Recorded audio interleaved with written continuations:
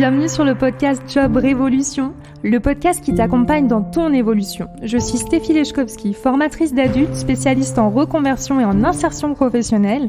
Si tu te poses ces questions, comment retrouver du sens et avoir confiance en toi, comment travailler autrement ou faire une reconversion, comment sortir de ta carapace et trouver ta place, Job Révolution est fait pour toi.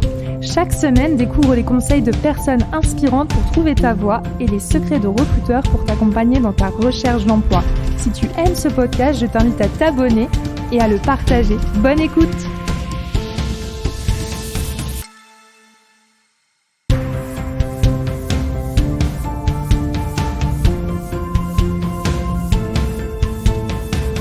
Dans cet épisode, je suis ravie de te faire découvrir une nouvelle facette de Job Révolution qui a aussi pour vocation de te permettre de te connaître, te reconnaître et de passer à l'action. Alors forcément, je suis trop contente que tu puisses écouter Ulysse Lubin, qui est suivi par des milliers de personnes, que ce soit sur Instagram, LinkedIn ou TikTok maintenant. Et surtout qu'il puisse te partager son parcours, ses pistes de réflexion, d'action. Il t'invite à l'introspection et à reconsidérer le voyage et le temps qui passe, et surtout à te considérer toi, à t'écouter et à oser. Alors laissons le temps au temps, j'ai hâte de savoir ce que t'en penses.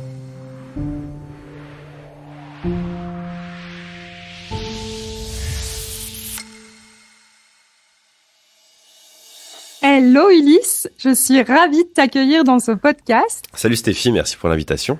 Alors écoute, tout simplement, j'ai envie de te poser la question que je pose finalement à tous les invités. Et comme de par hasard, c'est la même question que tu poses dans ton fameux atelier d'introspection. Donc je suis ravie de te la poser. Alors Ulysse, qui es-tu ? Ah, la fameuse question, qui est beaucoup mieux que qu'est-ce que tu fais dans la vie. Mais qui je suis, je m'appelle Ulysse Lubin, j'ai 28 ans. Et je pense qu'en ce moment je me définis comme un explorateur, c'est-à-dire que je relève 100 challenges à travers le monde pour dépasser mes barrières mentales. Et en chemin, je documente tout ce que j'apprends sur YouTube, mon blog et les réseaux sociaux. Et je suis un petit peu dans une quête pour explorer ma curiosité, apprendre à me connaître, dépasser mes barrières mentales, je l'ai déjà dit. Et voilà, et donc sur les 3 dernières années, j'ai relevé 45 challenges, bientôt 44, là, le 45e arrive, dans une vingtaine de pays, et ma vie est rythmée par le voyage, par les rencontres, par l'aventure et par la documentation. J'écris beaucoup, voilà un petit peu, en très rapide, qui je suis. Ok, super. Bah écoute, je suis vraiment super contente de pouvoir partager ton parcours et aussi pouvoir te mettre en lumière en fait, tout simplement parce que d'ailleurs tous ceux qui nous écoutent, je vous encourage, si c'est pas encore le cas, à suivre Ulysse, que ce soit sur LinkedIn, sur les réseaux. De toute façon, je vais vous mettre dans le descriptif toutes ces tout ce qui communique, et puis pour pouvoir le suivre, parce qu'en fait, je pense qu'il peut apporter beaucoup de choses de bien pour vous et surtout aussi bien pour le monde. Et d'ailleurs, en parlant de bien pour le monde, quand même, l'objectif du podcast, c'est justement de montrer qu'on peut avoir un parcours atypique, et puis comment on peut évoluer. Donc toi, finalement, quel a été ton parcours qui t'a mené à ce métier, ou en tout cas à cette vie d'explorateur ? Il n'y a pas de parcours type, il n'y a pas d'école pour faire ce que je fais. En fait, j'ai créé mon métier. Et ça a été une vraie réflexion sur mon point de départ, c'était comment est-ce que je peux créer un business autour du lifestyle que je désire. Donc ça voulait dire, donc là j'ai mis pas mal d'anglicisme, mais en gros ça voulait d'abord comprendre, ça voulait dire qu'il fallait en premier lieu que je comprenne quelle était la vie que je voulais mener, donc beaucoup d'introspection. Et ça, cette démarche d'introspection, pour ensuite me dire ok, comment je crée des sources de revenus qui me permettent de vivre la vie que j'ai envie de mener, elle a été déclenchée, tu vois, ce besoin de connaissance de soi par l'échec de ma première start-up, en gros. Si tu veux, j'ai fait des études un peu classiques, prépa, maths sup, maths spé, école d'ingénieur, etc. Mais je vivais par défaut, c'est-à-dire qu'on me disait t'es bon en maths, va là, j'allais là. On me disait ok, va faire ingénieur, je faisais ingénieur. Et je savais pas vraiment pourquoi je faisais les choses. Et à un moment donné, ma porte de sortie, c'était l'entrepreneuriat, quoi. C'est-à-dire que j'avais pas envie d'être ingénieur en photonique, même après mon diplôme. Et du coup, je me suis mis un peu à fond dans les startups, etc. J'allais dans tous les les concours d'innovation et tous ces trucs-là. Et j'ai fini par remporter un concours de start-up qui m'a amené à ouvrir mon entreprise. Et ça a duré pendant 2 ans et demi.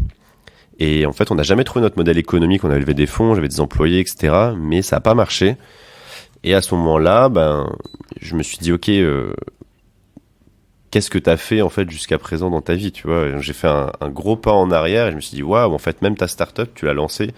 Tu faisais le malin en disant que tu étais entrepreneur, etc. et que tu faisais pas comme les autres. Mais en fait, non, je l'ai juste fait parce que c'était un échappatoire pour pas prendre un job salarié, pour travailler 8 heures par jour derrière un bureau. Mais en fait, je travaillais tout autant de mon côté.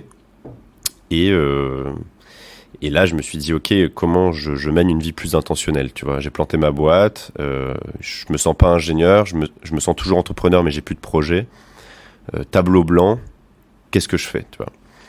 Et là, ça a duré 1 an, je pense 1 an de remise en question, de voyage aussi beaucoup. Je suis parti 2 mois en Amérique latine, en solo, en sac à dos. Je suis parti au Kirghizistan, tu vois. Donc, quand t'es dans les plaines kirghizes, t'as du temps pour te poser des questions quand t'es sur ton cheval comme ça, là, et que tu fais du 5 heures de cheval par jour. Donc, et la conclusion de tout ça, c'était que je voulais explorer de nouvelles idées, de nouvelles disciplines, de nouveaux lieux, partager mes découvertes. Et je te fais l'histoire courte parce que, j'ai déjà raconté beaucoup de fois, mais en gros, j'en suis venu à cette idée de relever des challenges à travers le monde. 10 c'était pas assez, 1000 c'était trop. Je dis ok, je vais en faire 100. Mais j'ai pas oublié non plus l'idée de monétiser tout ça et de créer un business stable sur mes aventures. Et c'est pour ça que j'ai commencé à documenter régulièrement. J'ai testé beaucoup de modèles économiques cette fois-ci, tu vois, que ce soit la newsletter payante, les communautés payantes, que ce soit de donner des conférences, de faire du conseil pour les entreprises sur leur stratégie de contenu, etc. Et on va dire 2 ans après, j'ai vraiment trouvé mon modèle économique et aujourd'hui, j'en vis très bien et j'ai la plupart de mon temps pour aller vivre des aventures. Ok. C'est hyper inspirant en tout cas. Et puis comment du coup tu arrives à choisir les défis que tu vas faire? Ça, c'est très personnel. Alors, il y a des gens qui me proposent des idées. J'ai une liste évidemment avec plein d'idées, mais c'est surtout moi, mon envie, mon intention du moment. Et les challenges sont pas écrits à l'avance. Je veux vraiment pas m'enfermer dans une bucket list. Je veux rester libre. Et c'est aussi très lié aux rencontres que je peux faire. Par exemple, dans le prochain challenge, je vais aller faire un combat officiel de Muay Thai en Thaïlande, là. C'est pour ça que je suis en Asie en ce moment. Je suis en Indonésie là présentement, mais je pars dans 2 semaines en Thaïlande. Et je vais aller m'entraîner 1 mois dans la jungle, dans un camp d'entraînement avec un boxeur pro, etc. Il se trouve que ce boxeur pro, j'ai été mis en contact avec lui via une personne avec qui j'ai fait un podcast qui, il y a 10 ans, était allé en Thaïlande. Il était devenu pote avec ce mec et ce mec-là est resté. Enfin, tu vois, c'est plein de connexions qui se font et qui m'amènent un peu plus tard à me retrouver dans la jungle, à m'entraîner 6 heures par jour pour me préparer à un combat officiel de Muay Thai, tu vois. Donc j'ai plein d'histoires comme ça en 40 challenges pour chaque challenge, j'ai une histoire originale sur comment j'en suis arrivé à faire ce que j'ai fait. Et c'est ça qui est cool, c'est que chaque challenge est unique, a une histoire différente, avec des rencontres différentes, dans des lieux différents. Et moi, c'est ce qui me plaît beaucoup dans tout ça. Ouais, c'est excellent. En plus, alors pour le coup, j'ai été en Thaïlande et j'ai vu justement un match, enfin plutôt un combat à Koh Samui. Alors, et franchement, chapeau, bon courage, sacré défi physique, hein, et mental. Ouais, ça va être énervé, mais c'est bien, c'est bien, c'est bien. Ça me fait peur, donc c'est bon signe, tu vois. Moi, je le fais parce que j'ai peur. Il y a quelque chose qui me semble aussi important dans tout ce que tu dis, puis dans tes prises de décision, c'est aussi la place que tu accordes à ces rencontres et du coup à ton rapport au temps. Tu as publié il y a pas longtemps sur LinkedIn un petit post avec une photo de ton agenda et ça m'a choquée, mais en positif, hein. Et je trouve hyper intéressant d'ailleurs, quel est ton rapport au temps aujourd'hui? Comment tu vois le temps dans ton organisation de travail et de vie, tout simplement? Alors, c'est une vaste question, ça. Euh, Mon temps, déjà, je le vois comme ma ressource la plus précieuse. C'est-à-dire que l'argent, je peux le perdre, en refaire, il n'y a pas de problème. Le temps, je pourrais jamais le regagner, si tu veux. Donc, premier point, c'est ma ressource la plus précieuse. Deuxième point, moi, je suis pas quelqu'un qui cherche à vivre forcément longtemps, mais plutôt à vivre largement. C'est-à-dire, je cherche pas à rajouter des années à ma vie, mais plutôt de la vie à mes années. Et donc, je veux vivre le plus intensément possible pour, une fois arrivé sur mon lit de mort, avoir aucun regret. Et c'est pour ça que le temps que j'ai, il est très très précieux. Euh, du coup, il y a aussi une autre partie de qui je suis, c'est que je suis un minimaliste profond, donc je possède moins de 80 objets. Mon cercle proche, il y a très peu de gens. Tu vas sur mon ordi, il y a très peu d'icônes, etc. Et, euh, et donc ça se traduit aussi dans mon business, c'est-à-dire que je prends très très peu de clients, je prends très très peu d'appels, voire quasiment aucun. Je décline pratiquement toutes les demandes entrantes, sauf quelques podcasts que j'aime bien, sauf deux trois personnes à qui j'ai vraiment envie de parler, mais c'est très rare. Et ça me permet d'avoir des agendas qui sont, enfin, mon agenda est particulièrement vide en fait. Et pour moi, c'est plutôt ça. Enfin, je mesure mon succès au nombre de non-rendez-vous que j'ai. Contrairement à la plupart des gens qui pensent que être surbooké, c'est un signe de réussite. Moi, je pense que c'est l'inverse. Je pense que quand tu contrôles vraiment ton temps et ce que tu en fais, c'est là où tu as vraiment pris la pleine mesure de ta vie. Et donc, ouais, j'ai très peu d'appels chaque mois. Quand je me lève le matin, j'ai rien de prévu. Après, j'ai des routines, j'écris beaucoup, j'ai un petit bullet journal, je sais exactement ce que je dois faire chaque jour. Pour autant, j'ai un quotidien qui est très chaotique et qui est pas du tout millimétré. Et voilà. Et après, si on va un peu plus loin dans ce que ça veut dire, c'est que donc il y a un concept de Naval Ravikant que j'aime beaucoup qui s'appelle le taux aspirationnel. Le taux aspirationnel, en gros, c'est à combien tu peux m'acheter. Euh, Au début, tu pouvais m'acheter pour pas très cher parce que j'étais en galère pour pouvoir gagner de l'argent, etc. Aujourd'hui, maintenant mon activité me permet de gagner, je sais pas, ça dépend des mois, mais je suis au moins à 10 000 euros par mois en ce moment. Ce qui veut dire que j'ai plus besoin de plus d'argent, si tu veux. Là, avec ce que je gagne, je peux largement vivre, je peux largement financer les projets que je veux. Et donc, j'ai plus besoin de prendre des petites missions ou autres. Ça veut dire que j'ai augmenté mon taux aspirationnel. Moi, je l'ai fixé à 1 000 euros de l'heure. Donc, ça paraît complètement délirant pour beaucoup de gens. Ce qui est normal, ça peut être 100 fois le SMIC, tu vois. De l'heure, évidemment, c'est juste quelques heures par-ci par-là. Donc, je choisis avec attention les gens avec qui je vais travailler. Comme je suis très visible, j'ai beaucoup de demandes aussi, hein. Je me suis fixé ça parce que j'ai la crédibilité qui me le permet. Je n'ai pas fixé ça tout de suite, c'est monté petit à petit. Donc à 100, à 150, puis 100, puis 250, puis 500, puis 1000. Et maintenant, j'accepte aucune... En fait, si je travaille pas pour ma quête, si ça rentre pas dans ma quête, je fais rien en dessous de 1 000 euros de l'heure, quoi. C'est-à-dire que si une entreprise me contacte pour pouvoir travailler sur sa stratégie de contenu, je dis ok, on peut faire du coaching si tu veux, ça va prendre combien de temps? 5 heures, bah ok, je vais facturer 5 000 euros. Et si t'es pas d'accord et que tu essaies de me négocier, je dis bah tant pis, c'est pas grave, tu peux prendre quelqu'un d'autre. Moi, c'est la valeur que je donne à mon temps aujourd'hui. Naval, je crois qu'il a plus de 5 000 maintenant. Donc l'idée, c'est de le mettre suffisamment haut pour que ça te paraisse presque délirant pour de nouveau être ambitieux sur la valeur de ton temps. Alors moi, pendant longtemps, ça valait, enfin, j'avais du mal, tu vois, je closais pas, etc. Mais maintenant que je suis plus dans le besoin, ben, je suis devenu très très protecteur avec mon temps.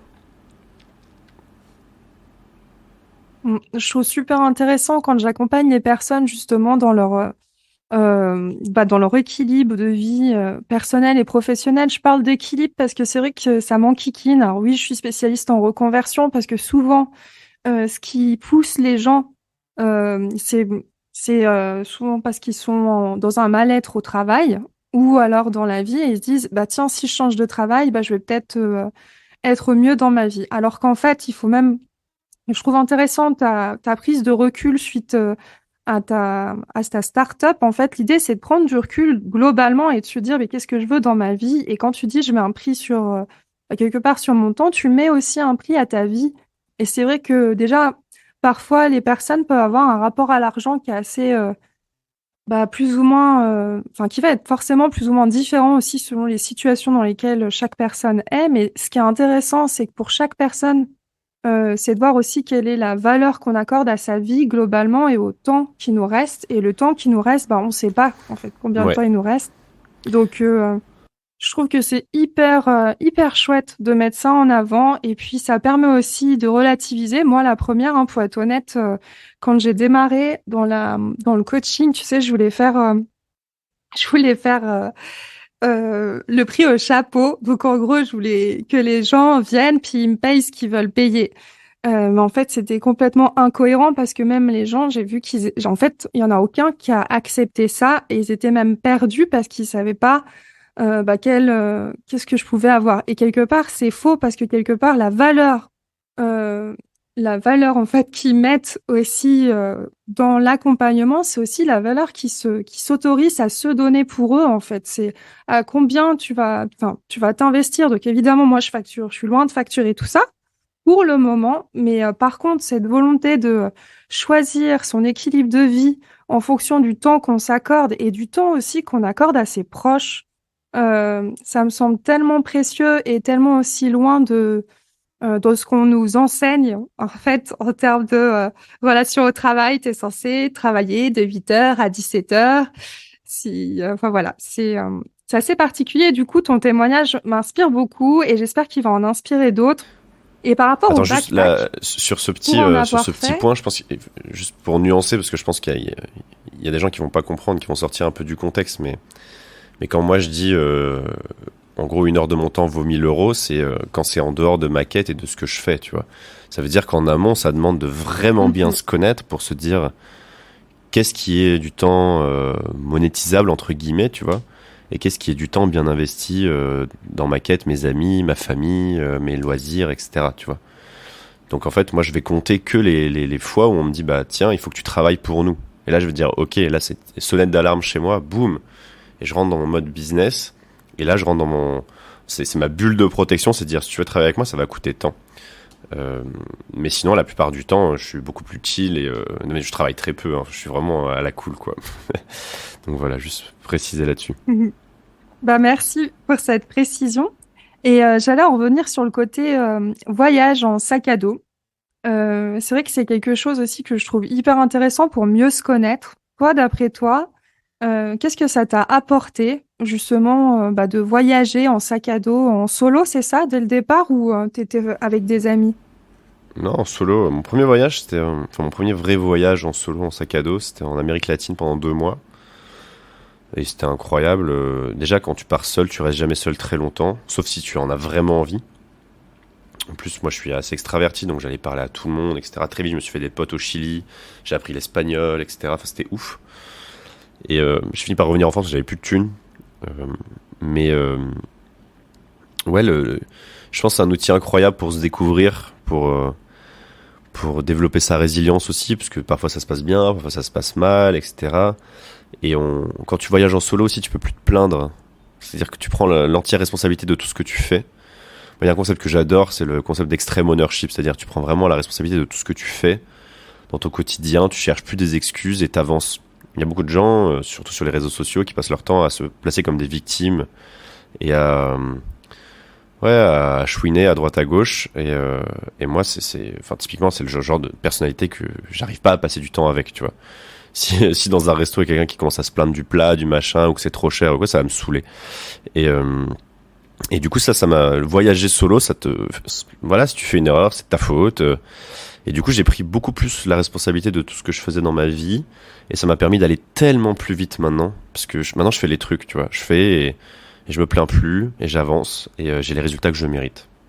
Bah, bravo. Effectivement, le côté backpack de mon côté, pour ceux en fait, je rencontre pas mal de personnes qui me disent, mais comment tu fais pour partir seule? Et puis, encore à la douane, le douanier il m'a fait rire, il m'a dit, mais vous partez toute seule, mademoiselle? Vous n'avez pas peur? Ta. Hmm. Moi, je suis loin d'être comme toi, malheureusement, j'ai pas encore assez voyagé, mais c'est quelque chose qui m'a beaucoup apporté, puis j'encourage bah, toutes les personnes qui peuvent, et en tout cas quand on a l'envie à voyager. Et effectivement, quand on est seul, j'ai l'impression que bah, seul, c'est s'autoriser à être connecté à un maximum de monde, parce que finalement, c'est Ouais, parfois plus facile, je trouve, de rencontrer du monde, puis à s'écouter en fait, parce qu'on est seul face à soi-même.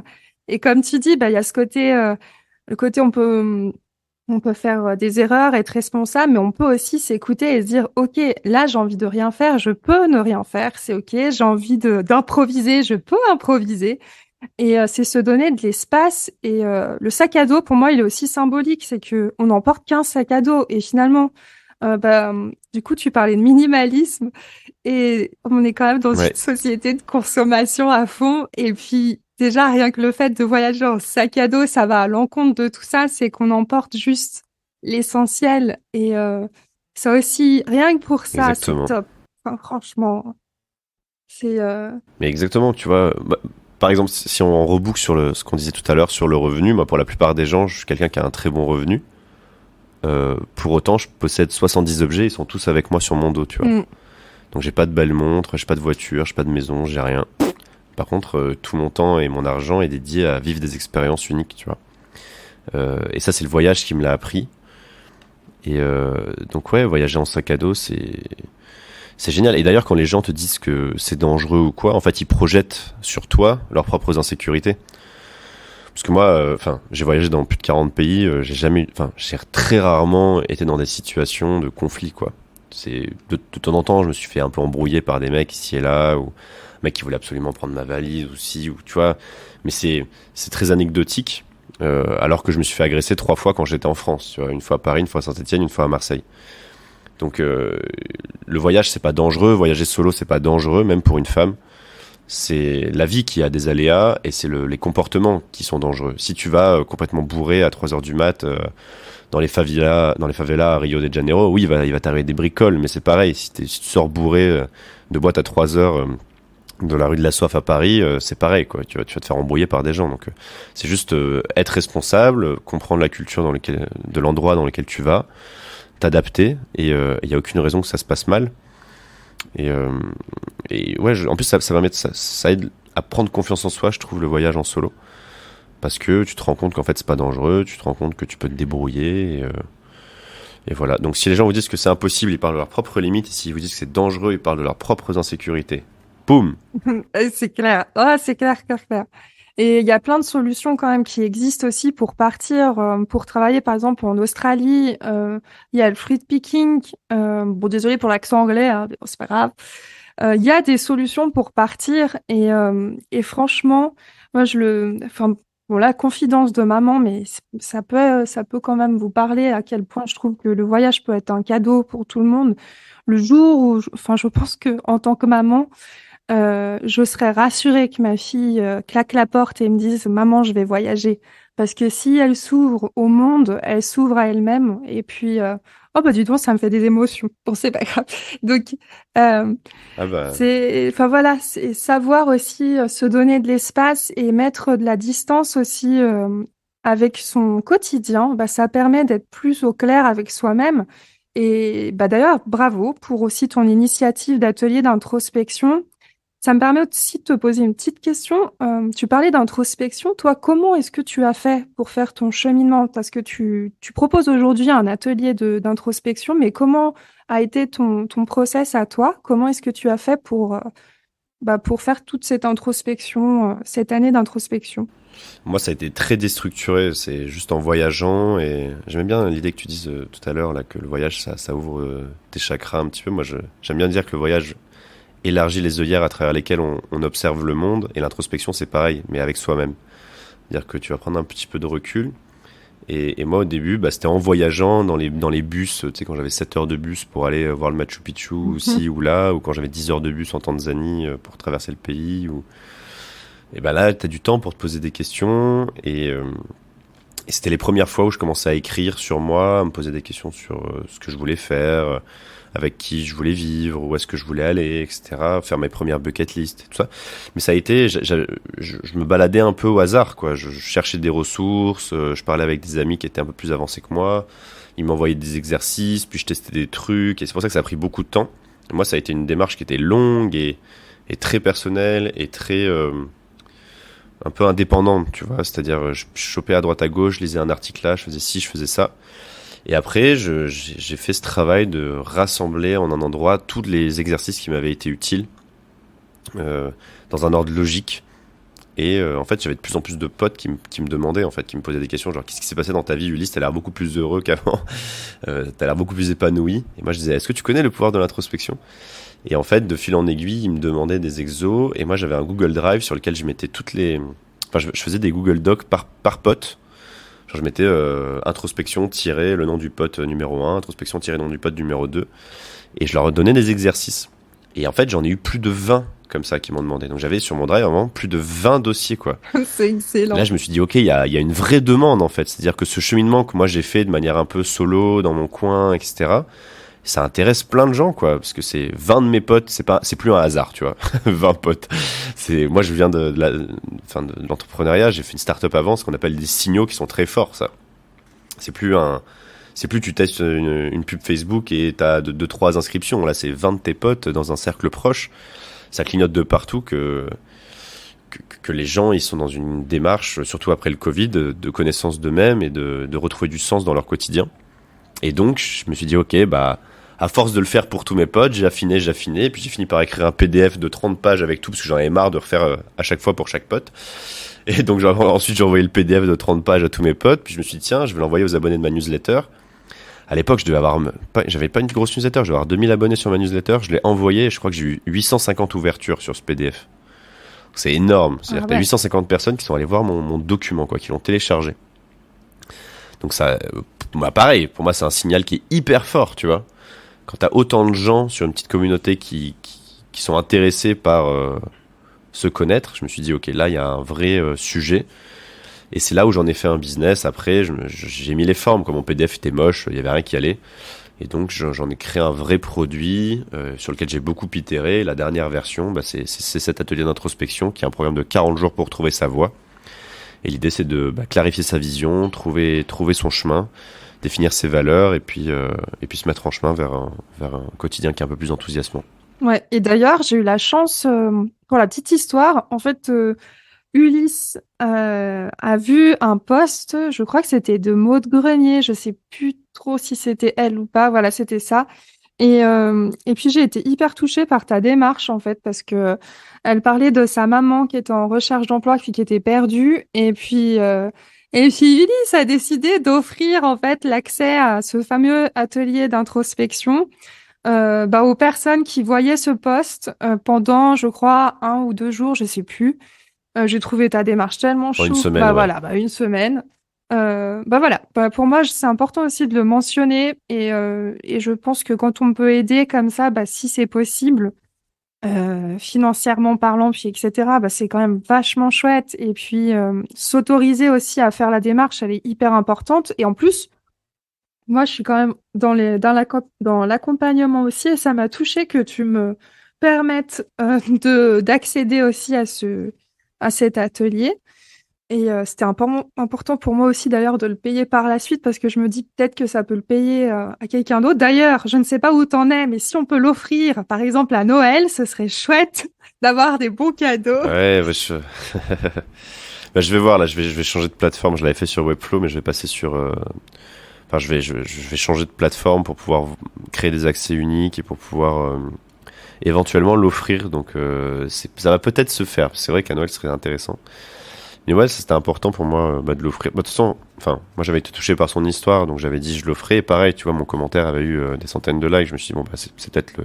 Signal. Ça aussi, c'est un signal fort. Je me suis dit ouais, signal quoi. Donc j'en ai fait un post et pareil, le post a été très vu. Je sais plus, peut-être 100 000 ou 200 000 vues. Et j'en ai offert plus de 200 ou 300 des ateliers d'introspection, je crois. Donc j'ai passé 2 jours à faire ça, à envoyer des ateliers à des gens. Donc ça m'a pris un peu plus de temps que prévu, mais c'est pas grave parce qu'en fait, je le fais à des gens qui n'étaient pas dans une situation financière facile, même si l'atelier est pas très cher. Et en fait, si cet atelier les aide à changer de vie, ça deviendra mes meilleurs ambassadeurs. Donc moi, je suis très adepte du pay it forward, tu vois.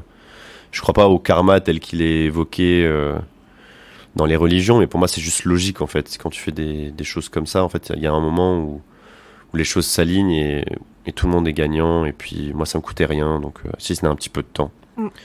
Donc voilà, et puis j'ai hâte de voir les changements de vie que ça va opérer chez certaines personnes, parce que l'atelier c'est ouf, hein. J'ai reçu des messages tous les jours de gens qui quittent leur job, qui partent voyager, qui lancent des projets, qui lancent des podcasts, enfin qui font plein de trucs. Et moi c'est ma petite fierté ça. Franchement, je pense que tu vas en avoir d'autres. Et puis j'ai regardé tout ce que tu proposes. Je peux que encourager les personnes à regarder cet atelier parce que pour moi, c'est non seulement une manière de s'accorder du temps, puis tu précises un truc qui est super intéressant dans ta présentation de l'atelier, c'est aussi de se dire, voilà, c'est aussi se responsabiliser et prendre le temps de faire les choses parce qu'en fait, il y a plein de livres de développement personnel, il y a plein d'exercices, etc.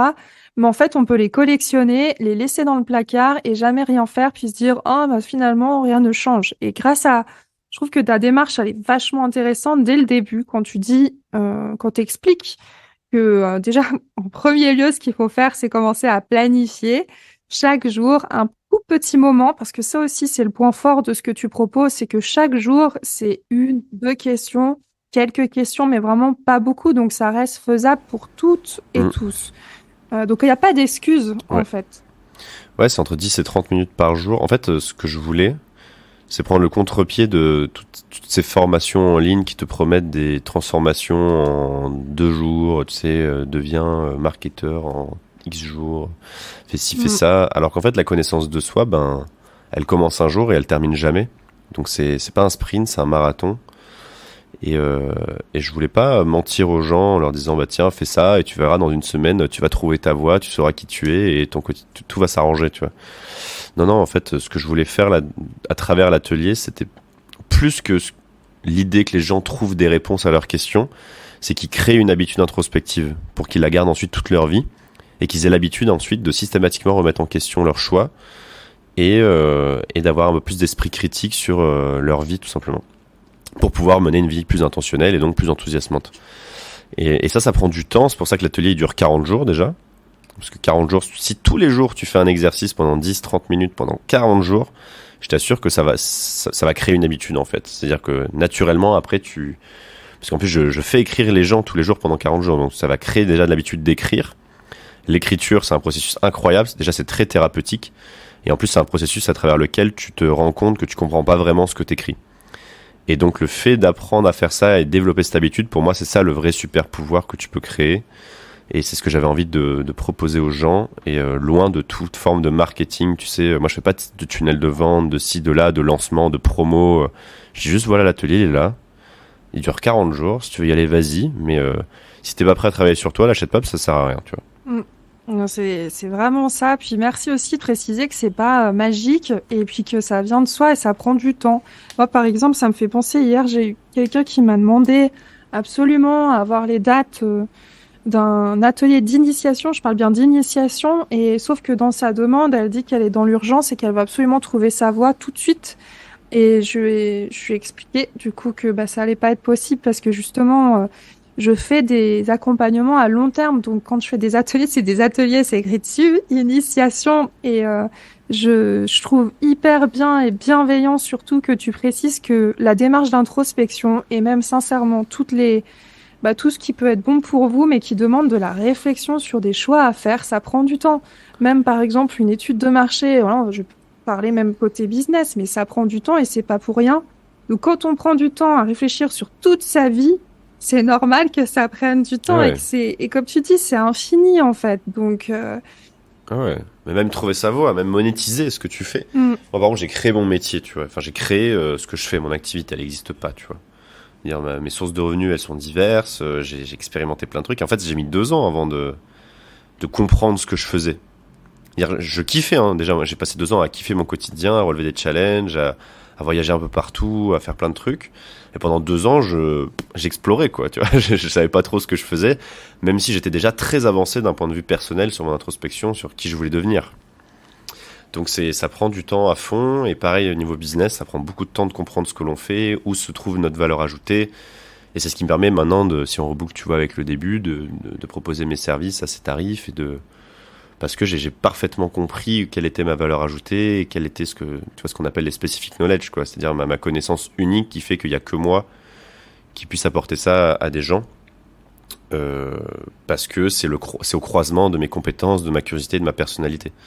Ça m'a permis de créer une sorte de monopole personnel sur certains sujets et de faire ça. Donc ouais, c'est un processus qui prend du temps et qui est intéressant. Et je pense que tout le monde gagnerait à un peu plus apprendre à se connaître. et ben ça participe aussi justement à avoir. Tu parlais de confiance en soi. La confiance en soi, ça vient aussi avec l'action et l'estime de soi l'estime de soi, l'amour de soi, c'est aussi reconnaître sa propre valeur. Et reconnaître sa propre valeur, ça passe par prendre le temps bah, de le voir. Donc c'est aussi, ça explique pourquoi ben ça prend du temps de faire de l'introspection parce que pour vous rendre compte, et croyez-moi, c'est sûr, vous avez tellement de choses en vous qui est juste là, en fait, au fin fond de vous, et il faut arriver à mettre des mots dessus. Et l'écriture, c'est super pour ça. De mon côté, j'utilise l'écriture, j'utilise plein de choses d'art-thérapie. Là, je suis à fond là-dedans en ce moment. Donc, il y a de fortes Ah, chances. intéressant. Ouais, je pense que je vais mettre pas mal de créativité dans le bilan de compétences que je fais. Et puis, dans l'ikigai, d'ailleurs, je vais arrêter avec le nom de bilan de compétences. Je crois que je suis plus au clair non plus avec ça. On verra. Mais en Ouais. tout cas, bah merci. Écoute, Ulysse, franchement, ça me touche que tu témoignes de ton parcours. J'espère que bah, tu vas pouvoir encore faire d'autres podcasts, d'autres vidéos et partager un maximum de choses. Pour moi, t'es un bel exemple en tout cas à suivre. Et ton cahier d'introspection, bah non seulement bah c'est cool, tu le monétises, mais franchement, je pense que ça peut aider énormément de monde. Donc je vous encourage, si vous collectionnez les trucs de développement personnel, ou en tout cas que vous posez des questions sur vous, que vous savez pas aujourd'hui quelle est votre valeur. Par exemple, si vous hésitez à faire un bilan de compétences, bah qui sait, avant même de faire ça, prenez le temps, prenez ce temps-là pour vous, et je pense que ce cahier peut être vraiment très très utile pour vous accorder ce temps. Ouais. Bah, merci d'en parler. En tout cas, c'est sympa. D'habitude, les gens en parlent pas trop dans les podcasts, donc c'est chouette d'amener ce sujet-là. Et c'est marrant parce que tu parlais de l'ikigai, mais c'est l'un des exercices, je crois que c'est le numéro 11, Ouais. qui est l'un des plus durs d'ailleurs à réaliser. Souvent les gens bloquent un petit peu à celui-là. Moi je dis continuez, c'est pas grave, vous y reviendrez plus tard. Mais ouais, bah, merci d'avoir parlé de cet atelier d'introspection, d'inciter les gens à apprendre à se connaître. Et ouais, ça fait plaisir.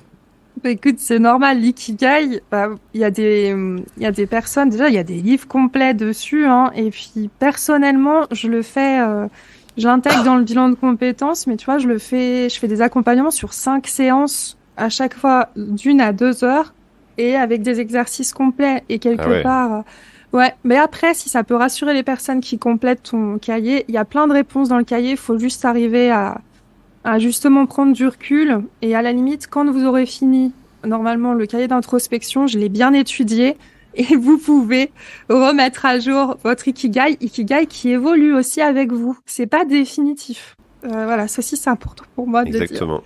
Bon bah écoute, Carrément. Moi je le refais chaque année. Et j'ai un exercice aussi qui s'appelle faire son puzzle. En gros, c'est dessiner un peu la vie, mais à travers les tranches de temps que l'on a envie de passer dans chacun des 5 piliers de sa vie, c'est-à-dire la famille, les amis, le travail, les amours et les passions. Et de dessiner, moi, c'est un exercice que j'aime beaucoup, c'est de dessiner j'appelle ça moi, son puzzle, parce que du coup ça ressemble à 5 pièces que tu vas mettre, et tu vas dessiner la taille de chaque pièce en fonction du temps que tu as envie de mettre dedans. Et donc tu dessines ton puzzle actuel et ton puzzle idéal, ouais, et c'est chaque année je génial. refais ça.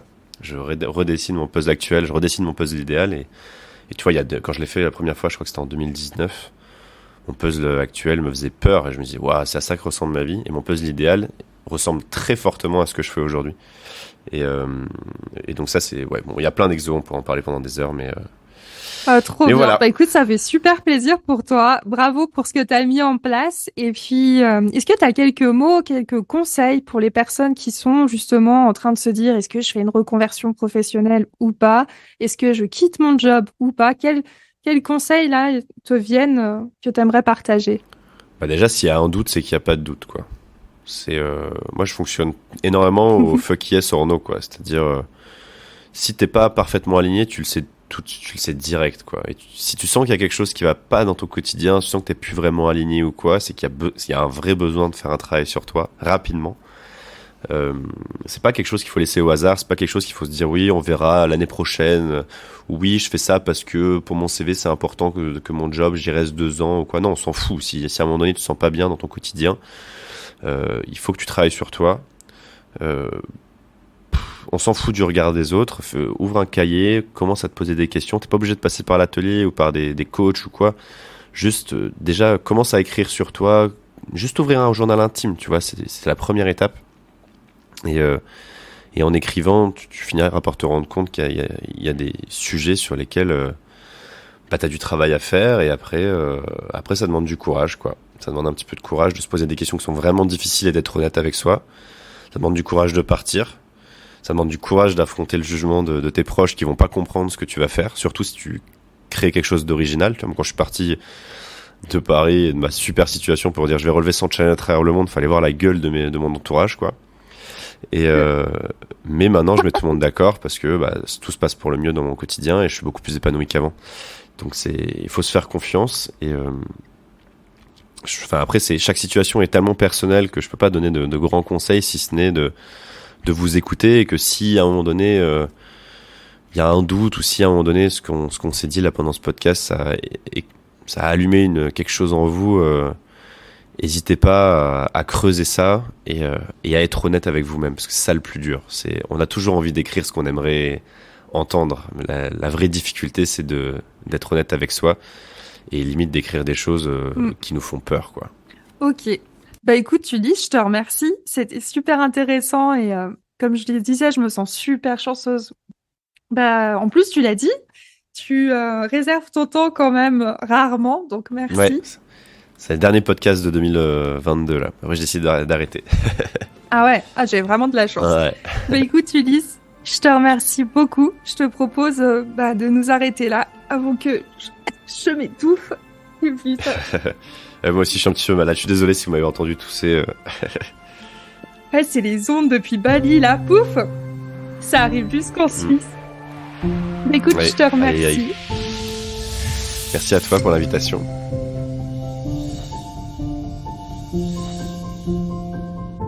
Alors, t'en as pensé quoi de cet épisode? Il était chouette, hein? Si t'es encore là, à mon avis, c'est que t'as aimé. Alors, partage-le aux personnes que ça pourrait aussi aider. Et Ulysse, un grand merci d'avoir pris le temps de faire cet enregistrement, et merci tout simplement de partager au quotidien sur tous les réseaux des posts inspirants qui donnent envie de s'écouter, de voir le monde autrement, et surtout de donner des ondes positives à tous et à toutes.